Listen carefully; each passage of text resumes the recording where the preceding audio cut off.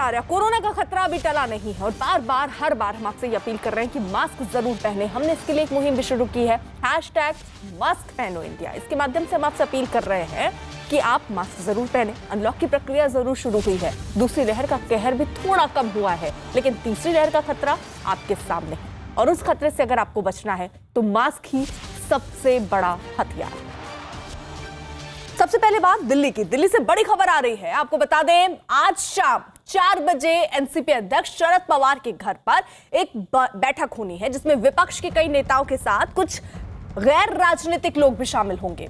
पवार की अगुवाई में होने वाली इस बैठक में प्रमुख राजनीतिक दलों के नेताओं समेत कई सम्मानित लोगों को भी बुलाया गया है। इस बैठक में टीएमसी के यशवंत सिन्हा, पवन वर्मा, एनसीपी के मजिद मेमन, नेशनल कॉन्फ्रेंस अध्यक्ष फारूक अब्दुल्ला समेत कई ऐसे पत्रकारों और अर्थशास्त्रियों को भी शामिल होने के लिए न्योता दिया गया।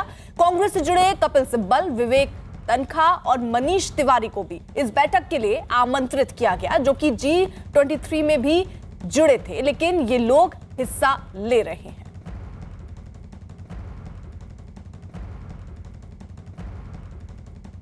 और शरद पवार के घर होने वाली इस बैठक पर शिवसेना नेता संजय राउत ने क्या कहा, जरा वो सुनवाते हैं आपको।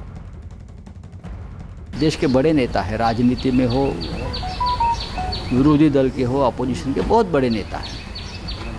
लोग हमेशा उनसे सलाह मशवरा करते हैं, राजनीति के बारे में हो या और एजुकेशन हो, इकोनॉमी हो, कोऑपरेटिव सेक्टर हो या कृषि हो, लोग उनसे सलाह मशवरा करते हैं। मेरी जानकारी और जो मेरी कल पवार साहब से बातचीत हुई है फ़ोन पे, तो मुझे ये जानकारी मिली है कि कोई राष्ट्रमंच है यशवंत सिन्हा जी का, उसने स्थापन किया था, उनके जो मेंबर्स हैं उनके साथ पवार साहब से बैठक है। नीरज कुमार हमारे साथ, हमारे सहयोगी इस वक्त जुड़ चुके हैं और वो शरद पवार के आवास के बाहर इस वक्त मौजूद हैं। नीरज, ये जरा बताइए कि ये बैठक किन लिहाज में बहुत महत्वपूर्ण और इसके क्या मायने ऐसे वक्त पर कई लोगों को बुलाया गया है। जब देखिए, बैठक इस मायने में महत्वपूर्ण है कि बार बार कई सहयोगी दलों की तरफ से शरद पवार से अनुरोध किया जाता है कि क्यों न तीसरे विकल्प की तरफ देखा जाए, क्योंकि बीजेपी और एनडीए के मुकाबले कांग्रेस पार्टी मुख्य विपक्षी पार्टी के तौर पे बहुत ही कमजोर है। राष्ट्रमंच का गठन 2018 में यशवंत सिन्हा ने मोदी सरकार की नीतियों के खिलाफ किया था और ऐसे में जबकि यशवंत सिन्हा टीएमसी का हिस्सा है और टीएमसी की जीत हुई है बंगाल में, उसके बाद एक रिवाइव किया गया है।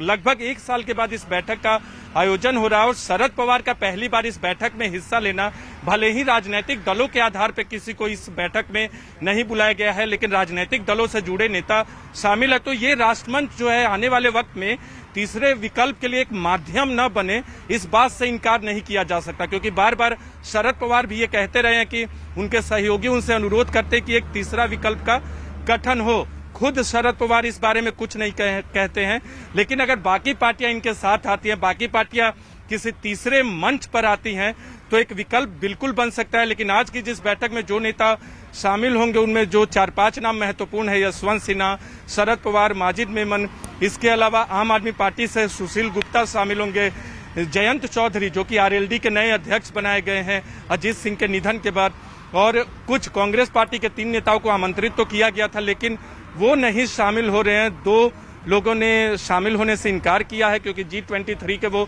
सदस्य भी हैं और वो अगर आते हैं तो माना जाएगा कि पार्टी से अलग हटकर उनका फैसला है।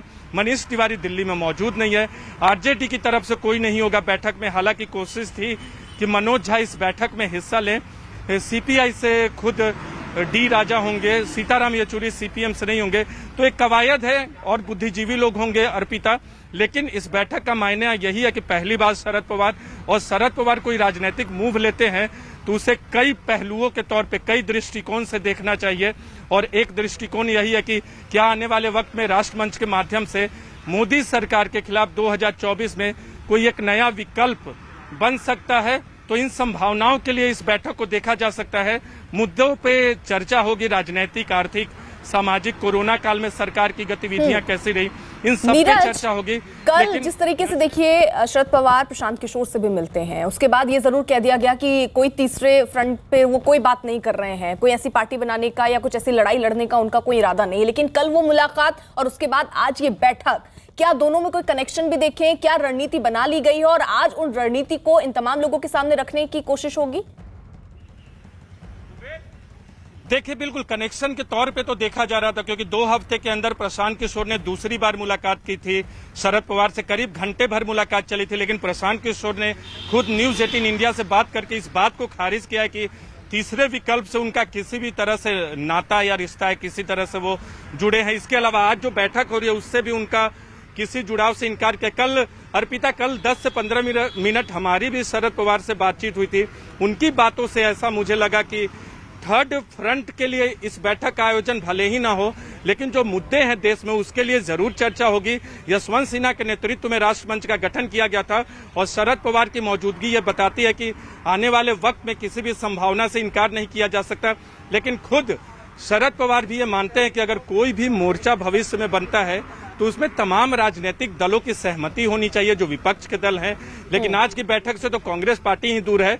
भले ही कांग्रेस या दूसरी पार्टियों को, राजनीतिक दलों के आधार पर नेताओं को उन पार्टियों से न बुलाया गया हो। ठीक है, आप रहिए जरा सा। देखिए, समाजवादी पार्टी के नेता और राष्ट्रीय मंच के कोऑर्डिनेटर ने पवार के घर होने वाली इस बैठक के बाद क्या कहा, वो भी जरा आपको सुनवा दें। एक सिलसिला राष्ट्रमंच का रहा है कि हमेशा राष्ट्रीय मुद्दों पर तमाम पार्टियों के नेताओं को, जो जिनकी थॉट लीडरशिप है, जिनकी एक पब्लिक स्टैंडिंग है, जो जिन्होंने सरकार में भी काम किया है, समाज में भी काम किया है, सबको जुटा करके उन मुद्दों पे बात करते हैं जो राष्ट्र के लिए महत्वपूर्ण है। सिर्फ इसलिए कि वर्तमान सरकार राष्ट्र के लिए महत्वपूर्ण मुद्दों पर काम नहीं कर रही है, काम नहीं करना चाहती है, या और उसके पास उसको लेकर के एक अच्छी सोच या थॉट लीडरशिप नहीं है, इसका अर्थ ये नहीं कि राष्ट्र के मुद्दे गौण हो जाएं।